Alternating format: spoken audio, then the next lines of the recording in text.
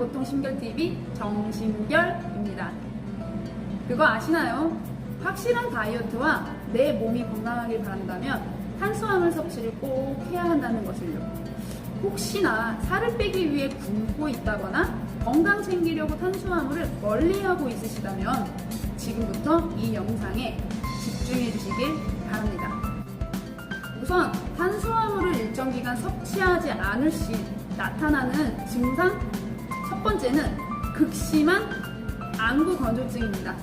며칠씩 연달아 탄수화물을 먹지 않는다면 체내 탄수화물이 지나치게 줄어들며 기본적인 생리 과정에서 필요한 당이 부족해질 수 있다는 사실. 혹시 자고 일어나면 눈이 뻑뻑하고 눈이 이물감이 생기며 눈물이 많이 생기진 않으셨나요? 눈이 시리고 따끔한 자극 증상과 졸음이 오는 것 같은 피곤함을 느낀다면 탄수화물 부족으로 오는 안구 건조증의 확률이 높습니다. 마치 자가면역 질환 중 하나인 쇼그린 증후군과 같은 유사한 증상이 나타나는데요. 이러한 증상은 점막에서 분비되는 뮤신이라는 점액 물질이 감소되는데 뮤신의 본체는 당 단백질의 일종으로 이를 생산하기 위해선 포도당이 필요하다고 합니다.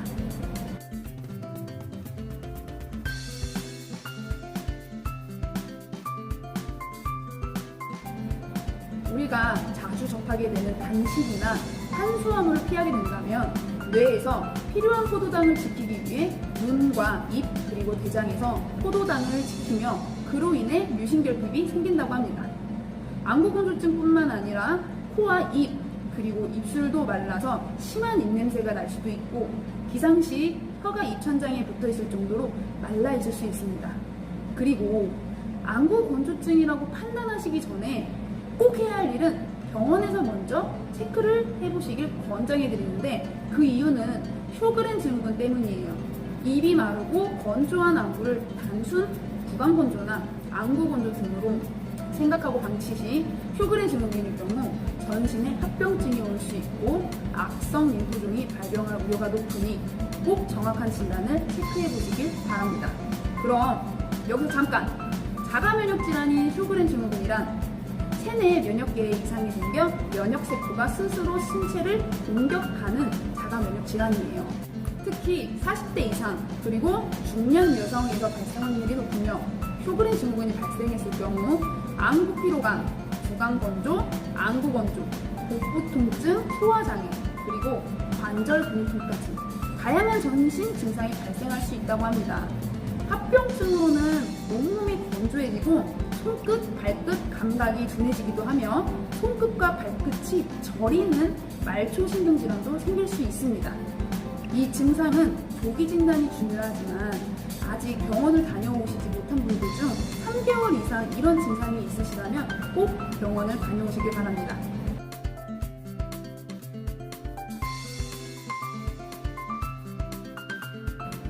탄수화물을 일정 기간 섭취하지 않은 시 나타나는 증상 두 번째는 갑상선의 손상이 생길 수 있습니다.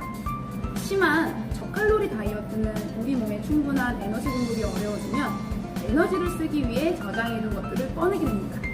일정 시간 동안 우리 몸이 현재의 상태를 기아가 걸린 상태라고 인식하는 순간 몸의 보호기전이 일어나 갑상선은 몸을 지키기 위해 그 기능, 즉 움직이는 엔진을 끄면서 갑상선 기능 저하가 나타납니다. 생체에 필요한 영양소가 결핍이 되고 건강한 음식물을 충분히 섭취하지 않으면 기아에 빠져서 결국은 사망할 수도 있다고 합니다. 탄수화물을 일정 기간 섭취하지 않을 시 나타나는 증상 세 번째, 요요 현상이 극심하게 찾아올 수 있습니다. 그리고 다음 다이어트에서는 살이 빠지기 힘들어요. 단기간 다이어트를 위해 굶는 방식으로 탄수화물 섭취를 안 하게 되면 살은 빠진다 하여도 어느 순간 몸에서 탄수화물 공급을 위해 엄청난 탄수화물 땡김이 발생하게 되고 그로 인해 탄수화물 섭취 시 우리의 몸간에는 주인이 언제 또 탄수화물을 섭취할지 모르니 들어온 탄수화물들을 사용하지 않고 계속 축적하게 돼요. 오히려 뇌는 탄수화물을 계속 축적하기 위해 끊임없이 탄수화물을 갈구하죠. 어느 순간 정신 차려보면 나도 모르게 음식 섭취를 억제하지 못하고 먹방, 즉 폭식을 하고 맙니다. 그러면 스트레스 받고 또 먹을 게 당기겠죠.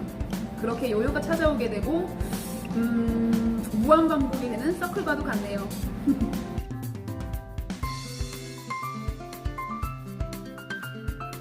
그럼 건강하게 탄수화물을 섭취하기 위해선 적당한 탄수화물 섭취량과 어떠한 섭취 방법이 도움이 될까요? 지금부터는 건강하게 탄수화물 섭취하기 위한 방법을 말씀드릴 예정인데 그냥 듣고 지나치기보단 꼭 실천해 볼 수 있도록 적어보시길 추천드립니다. 우리에게 적당한 탄수화물 섭취량은 얼마가 적당할까? 우리의 뇌가 필요로 하는 포도당은 하루 160g 정도. 적어도 하루 약 85g의 탄수화물을 섭취해야 하며 이땐 꼭 적당한 단백질 섭취도 필수로 해주면 더욱더 건강에 효과적이라고 합니다. 그럼 건강한 탄수화물 섭취를 위한 그 첫 번째, 다이어트 유지기 또는 격한 운동을 한 후에 탄수화물 섭취하기. 다이어트 유지기 또는 격한 운동을 한 후 하루 1인분에서 2인분 정도의 탄수화물을 섭취하면 지나친 탄수화물 부족을 피하면서도 살이 찌지 않고 저탄수화물의 이점을 전부 챙기며 건강을 챙길 수 있다고 합니다. 격한 운동 후 신체 활동이 증가되어 에너지를 사용하고 있을 때 넣어주는 탄수화물은 축적되지 않고 에너지로 바로 써버릴 수 있기 때문이죠. 여기서 참고사항 하나. 정상 체질 사람의 경우 탄수화물의 에너지를 다 쓰고 나면 그제서야 쌓여있는 지방을 끌어다 에너지로 태우기 시작하는데 여러 번 다이어트를 실패하신 분들 집중하셔야 합니다. 여러 번 다이어트 실패하신 분들은 다이어트를 위해 운동하시게 되고 제일 먼저 하시는 게 운동하면서 안 먹는 것이에요. 이분들은 이때 탄수화물이 부족하면 지방의 에너지를 끌어와 지방을 태워버리는 게 아니라 오히려 단백질을 사용, 즉 근육량이 체지방보다 먼저 빠지게 됩니다. 이렇게 되면 100% 요요가 오게 되죠. 이미 몇 번의 다이어트 시도와 다이어트 실패, 그리고 요요로 인해 내 몸의 시스템이 체지방을 축적하는 시스템으로 바뀌어버린 건데요. 이런 분들은 예전엔 다이어트가 쉬웠지만 이제는 다이어트가 누구보다 어렵고 힘들답니다. 이를 정상으로 돌리기 위해선 체질 개선을 통해 건강한 식습관을 찾고 몸에 필요한 올바른 운동을 통해 정상으로 만들어가야 합니다. 두 번째, 탄수화물은 저녁에 먹어라. 밤사이, 즉 잠들기 전에 저녁 시간과 지친 시간을 이용해 간헐적 단식 시간을 지켜주고 점심에는 탄수화물 섭취보단 고단백질과 영양이 풍부한 채소 위주로 마음껏 배불리 먹어준 후 저녁에는 저항성 녹말이 있는 탄수화물 섭취를 해준다면 탄수화물 섭취 시 얻을 수 있는 이점을 최대한으로 누릴 수 있기 때문에 저녁에 먹는 탄수화물은 몸에 도움이 된다는 사실. 잠시 체크하고 가야 할 부분은 단 점심 식단 중 과일과 채소를 구분해야 된다는 것입니다. 과일에는 뇌의 성능을 방해하는 과당이 잔뜩 들어있기 때문에 꼭 샐러드에 과일을 추가하고 싶으신 분은 오히려 식사 전에 과일을 조금만 섭취 후 고단백질과 영양이 풍부한 채소를 드시면 좋습니다. 그리고 저항성 녹말을 저녁에 섭취해야 하는 몇 가지 이유가 더 있는데요. 그 중에서는 몸의 긴장을 완화하고 수면을 유도하는 신경 전달물질인 세로토닌을 생성하려는 녹말과 당이 필요하기 때문이에요. 밤에 저항성 녹말을 만들 수 있는 차가운 흰쌀밥을 먹어주면 수면에도 도움이 되고 밤에 섭취한 탄수화물로 인해 상승한 혈당이 잠든 사이에 뇌가 제 할 일을 할 수 있도록 도와줍니다. 이때에 뇌가 할 일은 적정량의 케톤을 생성하여 눈물이나 정맥을 형성하는 원료를 제공해주어 수면의 질을 극적으로 개선시켜준다고 합니다. 여기서 팁! 저항성 녹말은 장내 세균총을 급격히 변화시키고 부티르산이라는 유익한 지방산을 생성한다고 합니다. 여기서 부티르산이란 저항성 녹말이 위에서 소화되지 않고 그대로 결장에 도달하는데 여러 연구에 따르면 결장 내 유익균은 저항성 녹말을 먹은 후에 소화하는 과정에서 부티르산이라는 단색 지방산을 생성하고 생성된 부티르산은 소화기관과 뇌를 건강하게 하는데 꼭 필요한 물질이라고 합니다. 저항성 녹말은 녹말이라기보단 식이섬유나 프리바이오틱스처럼 작용하기 때문에 장내 유익균들이 이를 먹고 단세지방산을 생성, 즉 유익균이 건강하다면 다이어트의 효과를 볼 수 있는 이유이기도 합니다. 그리고 오랫동안 연구해온 전문가는 이렇게 말하기도 합니다. 중요한 부분 중 하나는 탄수화물은 장내 유익균뿐만 아니라 유해균에게도 먹이가 될 수 있기 때문에 탄수화물 먹는 시간대가 중요한 이유가 바로 장내 유해균에게 아침부터 밤까지 계속 먹이 주는 것을 피하기 위해서라고 합니다. 그리고 유해균 번식을 더욱더 돕는 음식이 있겠죠. 바로 대부분 기름진 음식과 인스턴트 식품으로 더욱 증식되어 안 좋은 장내 환경이 조성된다고 합니다. 장내 유익균이 건강해야 하는 이유는 어느 한 프로그램에서도 나왔었는데요. 그중 장내 서식하고 있는 유익균들이 사람의 건강과 얼마나 밀접한 관계를 갖고 있는지에 대해 국내 의학자들과 연구진의 설명이 나온 장면이었는데요. 그중 중증 장질환을 앓고 있던 16살의 환자의 경우 기부받은 건강한 병원에서 다양한 백을 내시경을 통해 장내에 직접 투여함으로써 엄청난 치료 효과를 체험하고 있다고 합니다. 그것이 바로 건강한 사람의 변에 서식하고 있는 유익균의 힘이라고 말하고 있습니다. 그렇기 때문에 장내 유해균 말고 유익균을 위해 몸에 도움되는 시간대에 맞춰 탄수화물 섭취를 해준다면 장내 유익균에게 도움이 되어 염증도 줄이고 몸의 면역력도 높아지며 건강한 다이어트에도 효과적이라고 할 수 있습니다. 여기서 한 가지 더 드리는 팁. 유해균을 없애고 유익균을 늘리는 방법은 바로 꾸준히 식이섬유와 유산균을 섭취하는 것인데요. 식이섬유와 유산균을 꾸준히 섭취하면 유익균은 증가하고 유해균이 점점 소멸된다고 합니다.